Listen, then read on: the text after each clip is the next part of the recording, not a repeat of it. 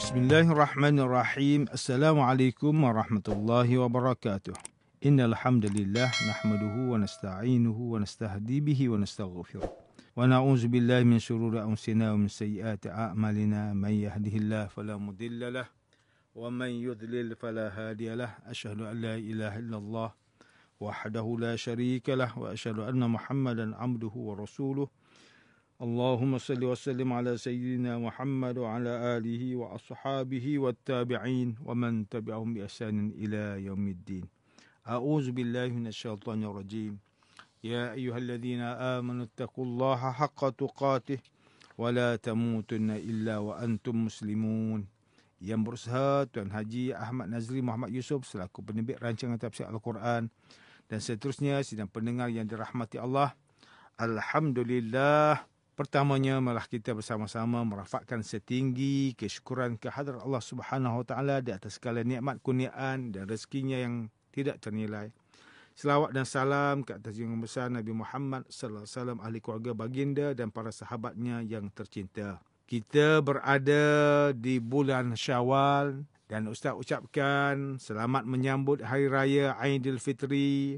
Maaf zahir batin, gunakanlah peluang untuk kita menghubungkan silaturrahim sesama kita, terutamanya kaum keluarga, dengan kita menyantuni mereka dan mengajak mereka untuk berhari raya bersama-sama, dan kita juga mengucapkan kemaafan dan memohon maaf dan memberi maaf kepada ahli keluarga kita, kawan-kawan dan teman sahabat semuanya.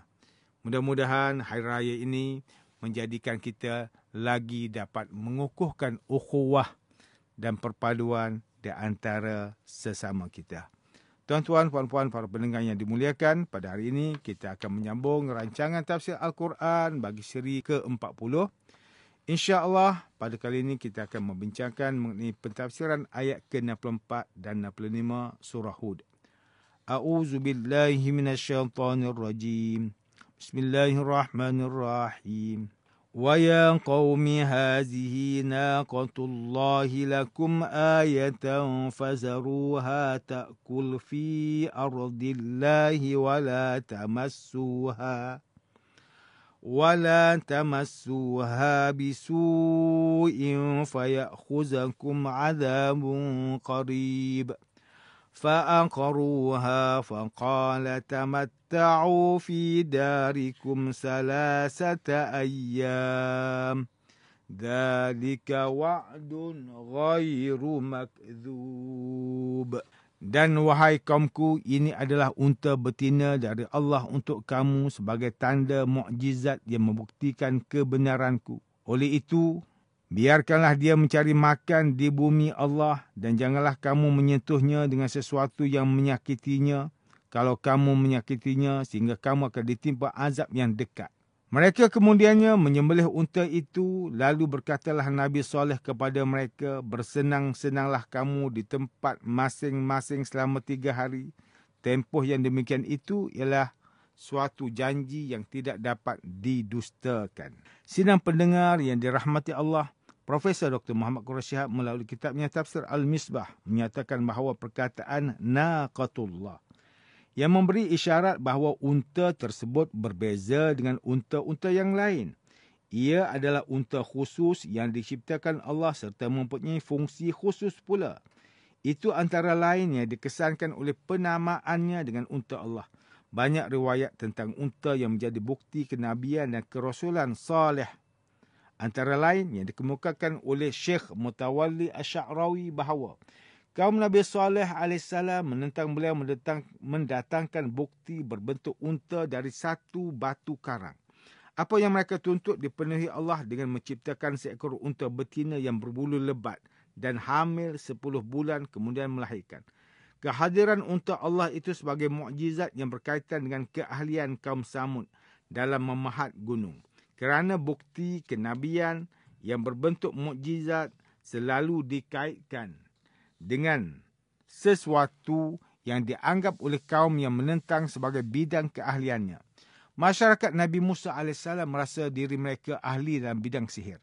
yakni mengelabui mata sehingga terlihat sesuatu berubah dari satu keadaan ke keadaan yang lain. Kerana itu maka mukjizat yang tampil bersama Nabi Musa adalah berubahnya tongkat menjadi ular yang sebenarnya. Masyarakat Arab memiliki keahlian dalam bidang sastra bahasa, maka Al-Quran yang merupakan mukjizat Nabi Muhammad sallallahu alaihi wasallam mencapai puncak dalam bidang tersebut sekaligus mengalahkan orang yang meragukannya. Profesor Dr. Muhammad Qureshi Shihab menjelaskan bahawa larangan mengganggu unta itu dihuraikan dengan perkataan wala tamassuha bisu', iaitu jangan menyentuhnya dengan keburukan. Kata tamassu diambil dari kata massa. Massa yamussu, yang bermaksud menyentuh, persentuhan kulit dengan kulit. Kata ini sangat dipilih kerana binatang pada dasarnya tidak memahami gangguan kecuali melalui sentuhan fizikal atau dengan kata lain menyakiti badannya. Kata massa biasanya digunakan untuk menggambarkan persentuhan yang sangat halus dan sebentar sehingga tidak menimbulkan kehangatan. Bahkan boleh jadi tidak terasa. Kata massa berbeza dengan kata lamassa yang bukan sekadar sentuhan antara subjek dan objek, tetapi ia adalah sentuhan atau pegangan yang mengambil waktu sehingga pasti terasa dan menimbulkan kehangatan. Kata lamassa berbeza juga dengan kata lamassa yang difahami oleh kebanyakan ulama yang membawa maksud bersetubuh. Profesor Dr. Muhammad Qureshi Shihab turut menukilkan pendapat sejarawan Ibnu Ishaq yang mengemukakan bahawa ada yang melemparkannya dengan anak panah, ada yang memotong kakinya dan ada juga yang menyembelih lehernya. Dan pendapat ini pula agaknya dikemukakan oleh Al-Biqai sehingga ayat ini tidak menyatakan fan haruha yang bermaksud menyembelihnya. Sebaliknya menggunakan perkataan fa'aqaruha yang dari segi bahasanya digunakan dalam maksud memotong dan yang biasanya pula difahami dalam erti menyembelih. Maka penyembelihan yang dimaksudkan bukan bertujuan sesuatu yang bermanfaat tetapi untuk kerosakan.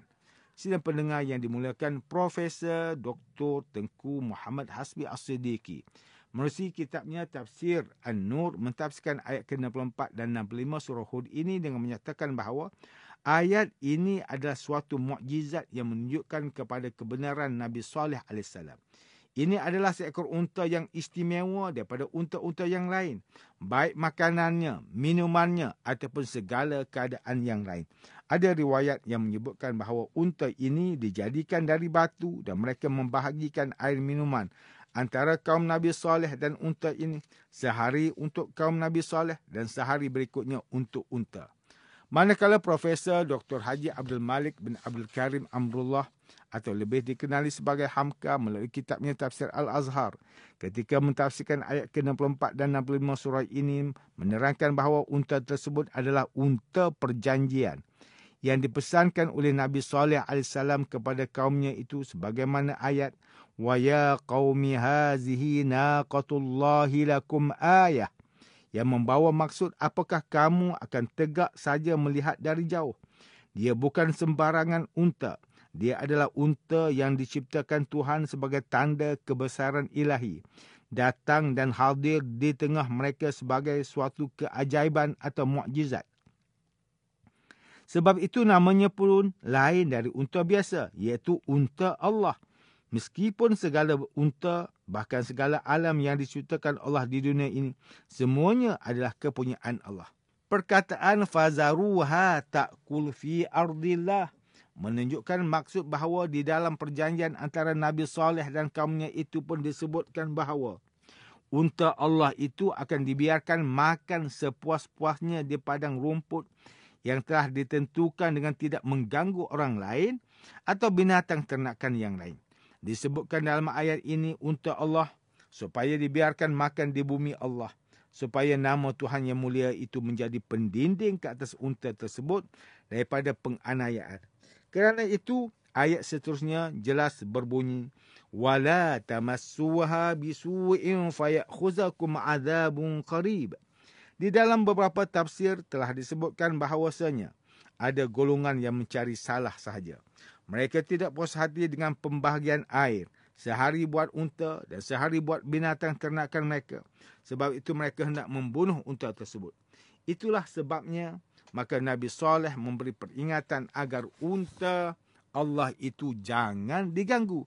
Dan kalau diganggu, akan menimpa kepada mereka azab yang dekat. Profesor Dr. Hamka menafsirkan nasihat Nabi Saleh yang demikian tidaklah diambil endah oleh golongan yang jahat itu di dalam surah 27 An-Naml ayat 48 bahawa 9 orang pemuda yang jahat hendak membunuh Nabi Saleh sendiri secara gelap, supaya orang yang percaya kepadanya tidak tahu, dan kalau datang pemeriksaan mereka akan berpura-pura tidak tahu. Namun maksud yang jahat itu tidak berjaya kerana pada malam mereka hendak melakukan perancangan buruk itu, Nabi Saleh tidak ada di dalam negeri tersebut. Beliau mempunyai urusan di tempat lain.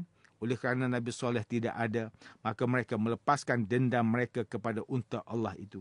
Ketika giliran unta akan minum, mereka tunggu di tempat yang sempit. Lalu mereka membunuhnya bersama-sama. Inilah yang diterangkan pada ayat fa'aqaruha. Kemudian setelah Nabi Saleh pulang, beliau mendapati unta Allah tidak ada lagi. Sedangkan sebelum berangkat beliau telah memberikan peringatan. Sekiranya unta Allah itu diganggu, pastilah akan datang kepada mereka azab Allah, dan azab itu dekat saja. Tidak akan berjarak jauh waktunya. Sebagaimana disebutkan pada ayat azabun qarib. Hamka menyatakan Nabi Saleh memperingatkan sekali lagi tentang azab seksaan yang dekat itu pada ayat faqala tamatta'uha fi darihim salasata ayyam dzalika wa'dun ghairu makdzub. Yang membawa maksud, janganlah kalian pandang perkara ini dengan main-main. Mungkin sekali pada satu hari ini, mana-mana yang tidak percaya tadi akan tetap memandang indah janji itu, masih bersenda gurau dan menyangka tidak akan berlaku apa-apa. Tetapi pada keesokan harinya telah mula ada perubahan yang dahsyat sekali. Di dalam tafsir Ibn Katsir, At-Tabari, Al-Qurtubi dan lain. Mereka membunuh unta Allah hari Rabu dan esoknya hari Khamis terjadilah suatu hal yang dahsyat. Muka semua orang menjadi kuning dan badan mulai lemah. Hari Jumaat, hari kedua dari janji itu, semua muka menjadi merah laksana darah. Pada keesokan hari Sabtu, semua muka menjadi hitam. Dan pada hari Ahad pagi, setelah matahari mulai terbit, kedengaranlah suatu suara yang sangat dahsyat, seperti jerit pekik manusia. Rebah dan ranaplah semua orang, jatuh tersungkur ke tanah dan mati. Kononnya, ada juga yang telah menyediakan kuburnya sejak hari kedua, kerana sudah mula mengetahui bahawa apa yang dijanjikan oleh Nabi Saleh itu adalah benar. Tuan-tuan dan puan-puan yang dirahmati Allah, demikianlah tafsir bagi ayat ke-64 dan 65 surah Hud menurut pentafsiran oleh para ulama. Ayat ke-64 dan 65 surah Hud ini menjelaskan tentang perbuatan kaum Samud yang mengingkari perintah Nabi Saleh untuk menjaga dan tidak menyakiti unta Allah, iaitu suatu mukjizat yang dikurniakan oleh Allah kepada Nabi Saleh untuk membuktikan kebenaran ajarannya kepada kaum Samud. Perbuatan mereka yang menyembelih unta Allah tersebut akhirnya membawa kepada azab yang dahsyat dari Allah. Baru-baru ini, heboh di media antarabangsa apabila ahli politik Sweden Rasmus Paludan mencetuskan kemarahan umat Islam selepas bertindak membakar senaskah Al-Quran sebagai tanda bantahan di hadapan kedutaan Turki di Stockholm, Sweden. Peristiwa seperti ini bukanlah pertama kali berlaku apabila sejarah membuktikan kejadian yang sama berulang kali berlaku disebabkan sikap segelintir individu yang sengaja bertindak sedemikian untuk mempermainkan agama Islam. Jika kita melihat situasi masyarakat pada hari ini, terdapat sesetengah pengguna media sosial untuk mempersenda serta menghina umat dan agama Islam serta Nabi Muhammad sallallahu alaihi wasallam. Mereka menganggap agama Islam itu boleh dipersendakan dengan sesuka hati, sedangkan kita sangat jelas perbuatan menghina agama itu amat dilarang sama sekali. Bahkan akibat menghina agama itu, orang tersebut diancam oleh Allah dengan azab seksa yang amat pedih di akhirat kelak. Hal ini bersesuaian dengan firman Allah Subhanahu wa taala dalam suratul Ahzab ayat ke-57. Innal ladzina yu'dzuna Allah wa rasulahu la'anahumullahu fid dunya wal akhirah wa a'adda lahum adzaban muhina. Sesungguhnya orang yang menyakiti Allah dan Rasulnya, Allah akan melaknatnya di dunia dan di akhirat, dan disediakan azab yang menghinakan bagi mereka.